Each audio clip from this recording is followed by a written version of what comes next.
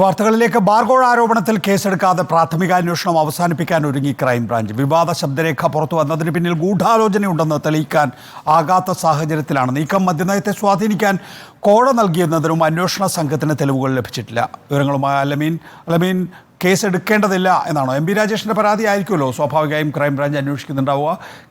എന്ന് വെച്ചാൽ സർക്കാരിനെതിരെ മദ്യലോബി ഗൂഢാലോചന നടത്തിയോ എന്ന പരാതിയിൽ അന്വേഷണം വേണ്ട എന്നാണോ തീരുമാനം? നികേഷ്, എക്സൈസ് മന്ത്രി നൽകിയ ഗൂഢാലോചന സംബന്ധിച്ച് പരിശോധിക്കണമെന്ന പരാതിയാണ് ഇപ്പോൾ ക്രൈംബ്രാഞ്ചിന്റെ പരിഗണനയിലുള്ളത്. ഇതിൽ പ്രാഥമിക അന്വേഷണം പുരോഗമിക്കുകയാണ്.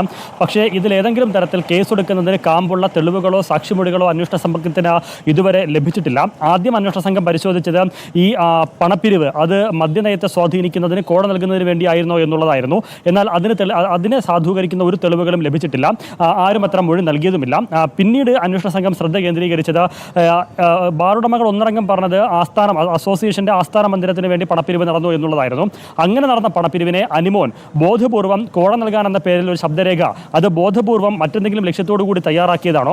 ആ ശബ്ദരേഖ പ്രചരിപ്പിച്ചതിന് പിന്നിൽ ഏതെങ്കിലും രാഷ്ട്രീയ താല്പര്യമുണ്ടോ? ഇതിന് പിന്നിൽ ഗൂഢാലോചനയുണ്ടോ? മന്ത്രി ഉൾപ്പെടെ ചൂണ്ടിക്കാണിച്ചതുപോലെ എന്നുള്ളതായിരുന്നു പിന്നീട് അന്വേഷണ സംഘം പരിശോധിച്ചത്. പക്ഷേ ഇതിനും ഏതെങ്കിലും തരത്തിലുള്ള തെളിവുകളോ സാക്ഷിമൊഴികളോ ഇതുവരെയും അന്വേഷണ സംഘത്തിന് ലഭിച്ചിട്ടില്ല. പല ബാറുടമകളുടെ അസോസിയേഷൻ നേതാക്കളുടെ ഒക്കെ മൊഴി ക്രൈംബ്രാഞ്ച് രേഖപ്പെടുത്തി. ഇവരാരും ഈ പറഞ്ഞതുപോലെ ഗൂഢാലോചനയ്ക്ക് അടിവരയിടുന്ന തരത്തിലുള്ള ഒരു മൊഴി നൽകിയിട്ടില്ല, ആരോപണം ഉന്നയിച്ചിട്ടില്ല, ആക്ഷേപം ഉന്നയിച്ചിട്ടില്ല, തെളിവുകളോ രേഖകളോ നൽകിയിട്ടുമില്ല.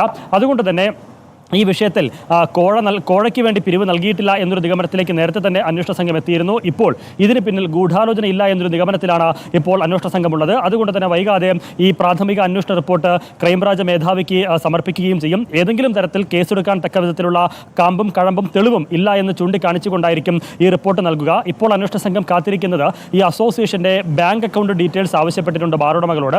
5 ദിവസം മുൻപാണ് അത് ആവശ്യപ്പെട്ട് കത്ത് നൽകിയത്. ആ അക്കൗണ്ട് ഡീറ്റെയിൽസ് കിട്ടിക്കഴിഞ്ഞാൽ അതിലെ ഇടപാടുകൾ അന്വേഷണ സംഘം പരിശോധിക്കും. ഈ സംഘടനയുടെ ആസ്ഥാന മന്ദിരത്തിന് പണപ്പിരിവ് നടന്നു എന്നത് സാധൂകരിക്കുന്ന തരത്തിലുള്ള ട്രാൻസാക്ഷൻസ് ഈ അസോസിയേഷന്റെ ബാങ്ക് അക്കൗണ്ടിൽ തെളിയുമോ എന്നുള്ളതാണ് പരിശോധിക്കുന്നത്. അതുകൂടി പരിഗണിച്ചുകൊണ്ടുള്ള അതുകൂടി ഉൾപ്പെടുത്തിക്കൊണ്ടുള്ള അന്തിമ റിപ്പോർട്ടായിരിക്കും ക്രൈംബ്രാഞ്ച് മേധാവിക്ക് നൽകുക. ഏതായിരുന്നാലും കേസെടുത്ത് മുന്നോട്ട് പോകാനുള്ള വകുപ്പ് നിലവിൽ ഇതുവരെയുള്ള അന്വേഷണത്തിൽ ക്രൈംബ്രാഞ്ചിന് ലഭിച്ചിട്ടില്ല. ഈ രണ്ടാം ബാർകോഴ ആരോപണം നിർവീര്യമാകുന്ന ഒരു കാഴ്ചയാണ് ഇപ്പോൾ കാണുന്നത്.